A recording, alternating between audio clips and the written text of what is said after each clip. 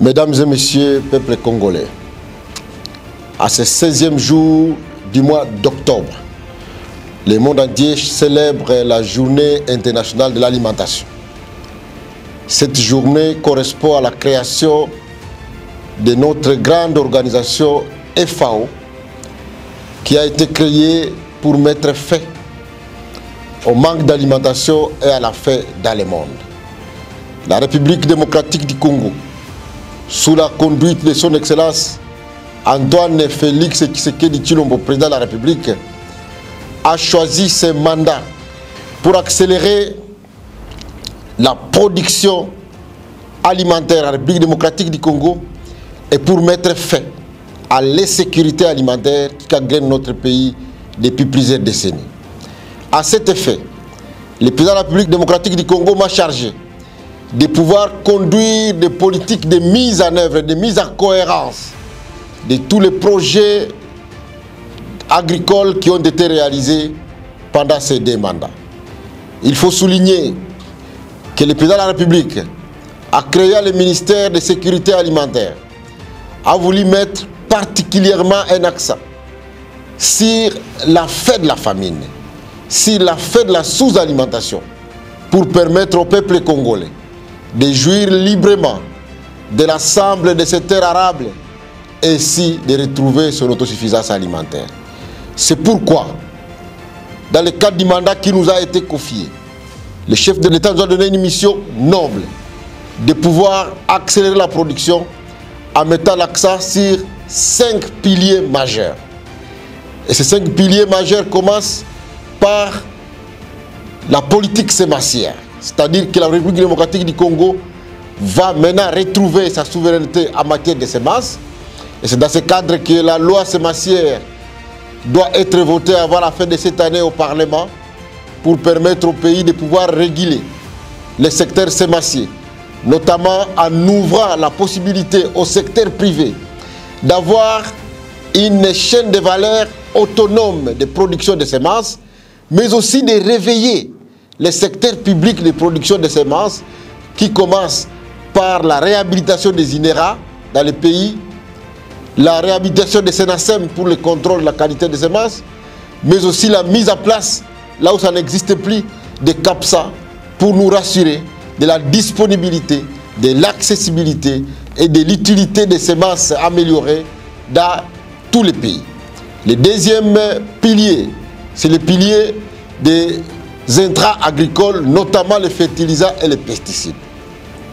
Le chef de l'État m'a demandé de pouvoir créer les conditions pour que des entreprises fabriquent des fertilisants, c'est-à-dire les engrais et les pesticides de la République démocratique du Congo qui correspondent à notre sol, qui correspondent aux menaces de nos cultures pour que nous puissions avoir une souveraineté en matière de fourniture des intrants. Le troisième pilier qui nous a été confié, c'est celui d'accélérer la production.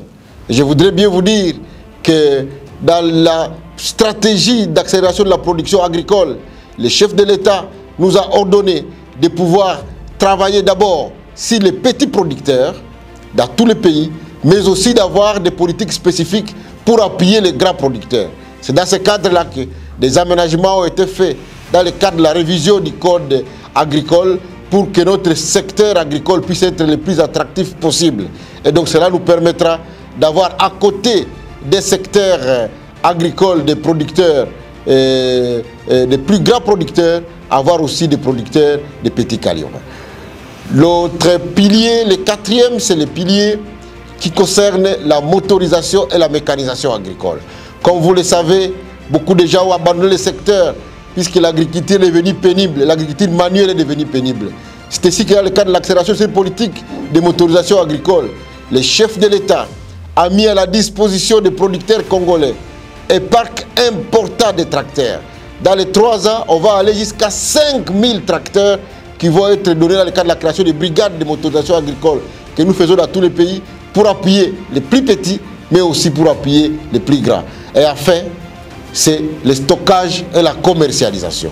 Nous avons maintenant des politiques très précises qui visent à promouvoir le stockage d'un denrées alimentaires pour lutter contre l'insécurité alimentaire, mais aussi à pouvoir appuyer la population dans la création de coopératives de commercialisation des produits agricoles. C'est là pour permettre à nos paysans de pouvoir accéder à des marchés, de pouvoir distribuer correctement ces produits vers les centres de consommation et ainsi favoriser l'autosuffisance alimentaire. Et donc c'est dans ce cadre-là que parallèlement à des politiques d'appui à la production massive des produits vivriers, des produits maraîchers et aussi des fruits, nous avons mis en place maintenant une stratégie spécifique pour la promotion des produits agricoles pérennes. C'est ainsi qu'une vaste campagne a été lancée dans les pays. Nous sommes allés à Beni, nous sommes allés à Bunia, nous sommes allés à Kisangani, nous venons de Maïndombe, nous sommes allés à Lubumbashi et nous allons bientôt faire les tours du Grand Équateur. Nous allons faire le tour aussi du Congo central, du Maniema, de Tanganyika et du Grand Kassai pour la promotion du café, la promotion du cacao, la promotion du palmier à huile, mais aussi dans les zones spécifiques où il faut le caoutchouc, la promotion du caoutchouc, la promotion du Kengina. L'objectif pour nous, c'est aussi de faire un accent sur ces produits agricoles d'exportation pour permettre aux paysans et pour permettre à la République démocratique du Congo d'accéder à des dollars qui viennent effectivement de ces produits agricoles pérennes. Je voudrais donc demander à toute la population de soutenir cette vaste campagne, de se mettre au travail pour que la campagne de la révolution agricole agressive puisse nous permettre d'aboutir à la revanche du sol sur les sous-sols. C'est donc à ce mot que je célèbre, ensemble avec tous les agriculteurs, cette journée internationale de l'alimentation qui sera sous le thème « Main dans la main pour les aliments et pour un avenir meilleur ». Que Dieu bénisse la République démocratique du Congo. Je vous remercie.